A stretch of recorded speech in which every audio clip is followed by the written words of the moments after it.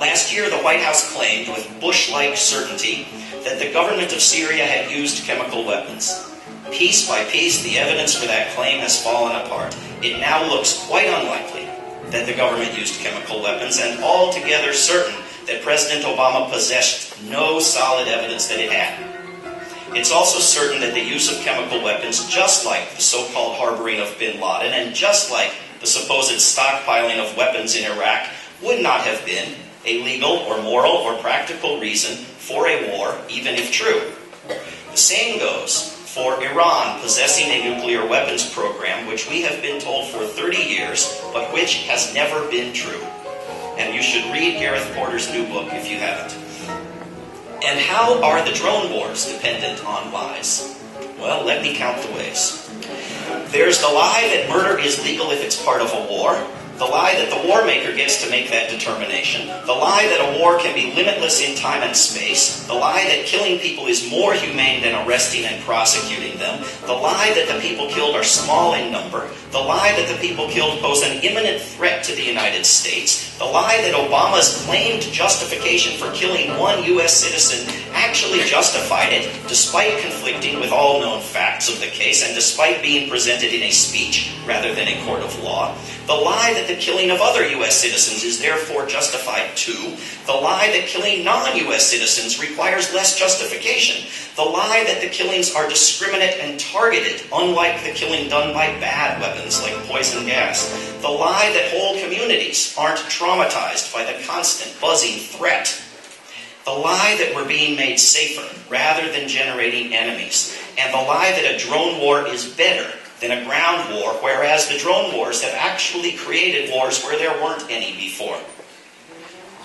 The very word Ukraine at this point is so packaged in lies as to practically make a liar of anyone who utters it.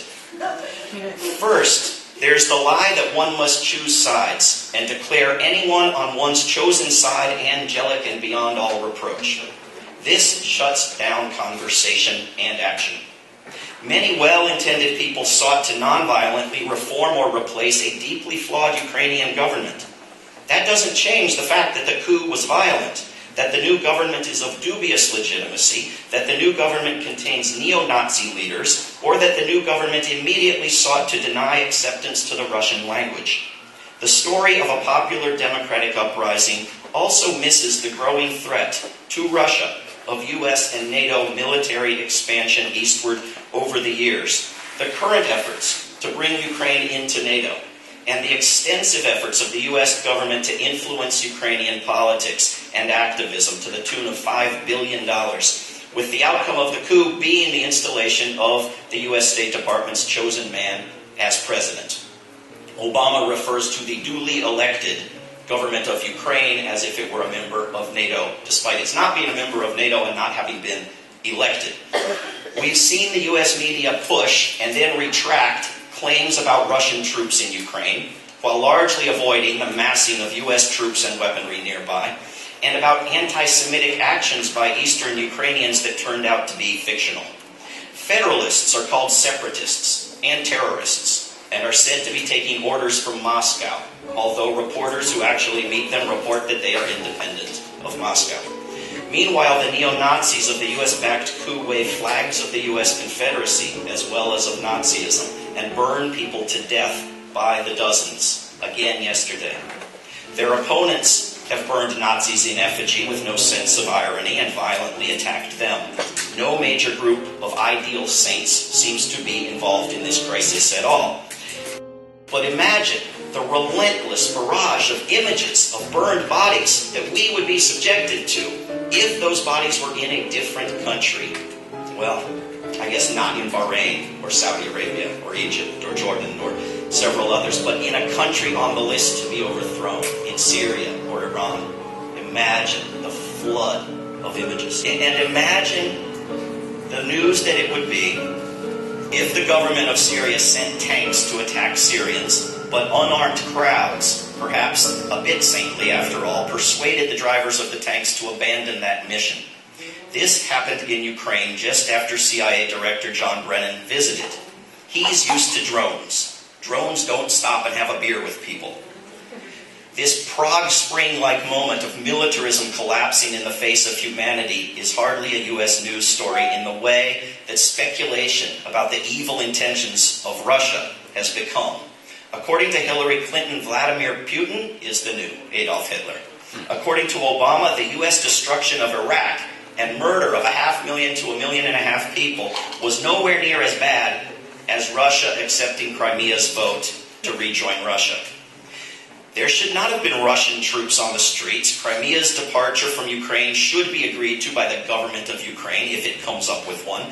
But the vote by Crimea has no parallel in the U.S. war on Iraq or in Nazi invasions. Iraqis did not choose to have their homes destroyed. Poland did not vote to be invaded. And if Quebec voted to leave Canada and join the United States, it's hard to imagine Putin screaming about Nazis or declaring it worse than the Soviet occupation of Afghanistan.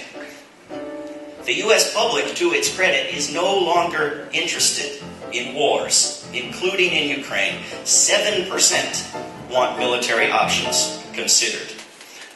The Washington Post says 13% want U.S. military action, but 16% can find Ukraine on a map of the world. Americans place Ukraine in Africa, in Asia, in Alaska, in the United States. And the further people place Ukraine from where it actually is, the more they want it attacked, including people who place Ukraine in the United States. So either they are suicidal, or they think the United States is in Africa or someplace else. There's a parallel on a Canadian comedy show called Talking to Americans. I don't know if you've seen these videos, in which the host asks people on the streets in the United States whether they believe it's reached the point where there's no choice but to bomb, and he makes up a fictional country. People who hear this fictional country's name for the first time in their lives declare that in fact it must be bombed. They're sorry that it must be bombed, but the world is full of bad people and there just isn't any other choice. Sometimes I think defunding war to fund education presents a chicken and egg problem. Congress members, including the House so-called Defense Appropriations Subcommittee chair, are using Ukraine as a reason to keep a war slush fund going for another year, as well as a reason to halt any reduction in nuclear weapons. Some profiteers would no doubt be happy to make billions from weapons, even if the weapons are never used. Sadly, it doesn't tend to work out that way, and they're playing around with a conflict between two nuclear nations, as suicidal as any fossil fuel lobbying.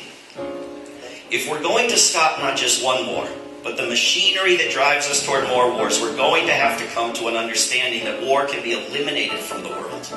That's the mission of a new project I'm working on, and I think you're seeing images, called worldbeyondwar.org. As long as it is believed that there must be wars, the United States is going to want to sell the weapons, get involved, and be guaranteed overwhelmingly superior force. Some people believe we're trapped in a hopelessly pro-war culture. See if you know who this quote is from.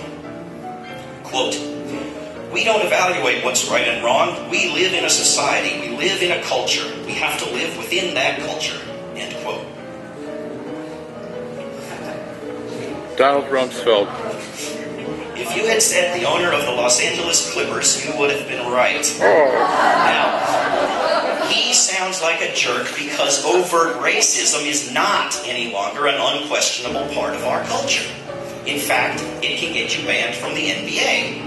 But when a professor from Stanford named Ian Morris published just now a nonsensical book claiming that war is good for us, his career is going to carry on just fine.